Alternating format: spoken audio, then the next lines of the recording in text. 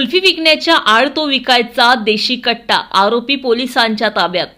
Sakkardara police ठाण्याचे police उपनिरीक्षक विलास गोरे यांनी 6 मेला दुपारी 2 वाजता दिलेल्या माहितीनुसार कुल्फी विकण्याच्या व्यवसायात देशी कट्टा विक्री करणाऱ्या आरोपीला दत्तात्रय नगर येथून 4 मेला रात्री 8 वाजताच्या दरम्यान अटक करण्यात आली आहे। त्याच्याकडून देशी कट्टा व जिवंत काळतूस जप्त करण्यात आले। आरोपी विरुद्ध गुन्ह्याची नोंद करण्यात आली असून पुढील तपास पोलीस करीत आहे। याबद्दलची अधिक माहिती पोलीस उपनिरीक्षक विलास गोरे यांनी दिली।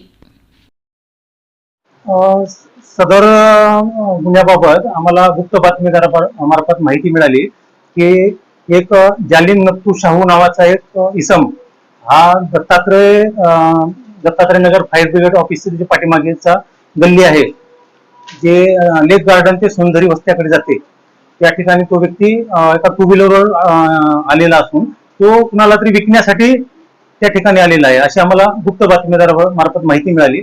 त्यानुसार आम्ही डीबीचा स्टाफ सोबत घेऊन सदर घटनास्थळी गेलो असता जालिम नत्तू शाहू नावाचा व्यक्ती हा मूळचा रहिवासी लोहदा चित्रकूट म्हणजे उत्तर प्रदेश मधला असून त्याला आम्ही ताब्यात घेतला असता सदर व्यक्तीजवळ एक गावठी कट्टा आणि 3 जिवंत राऊंड आम्हाला त्याच्याजवळ मिळून आले। सदर इसमाला आम्ही पोलीस ठाणे सक्करदरा इथे घेऊन येऊन त्याच्यावर कायदेशीर कारवाई करण्यात आली आणि सदरचा व्यक्ती हा सध्या आमच्या लॉकअपमध्ये आहे आणि त्याचा अधिकचा तपास आम्ही पुढे करत आहोत।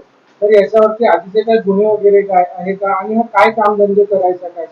हा सध्या नागपूरमध्ये गेल्या 2 वर्षापासून इथे राहतो आणि तो कुल्फी विकण्याचं काम करतो किंवा सीझन वाईज नुसार तो वेगवेगळे धंदे करतो, म्हणजे हट्टेला चालवणे किंवा फुटाणे विक्री हा व्यवसाय करतो। सध्या तो कुल्फीचा व्यवसाय करत आहे।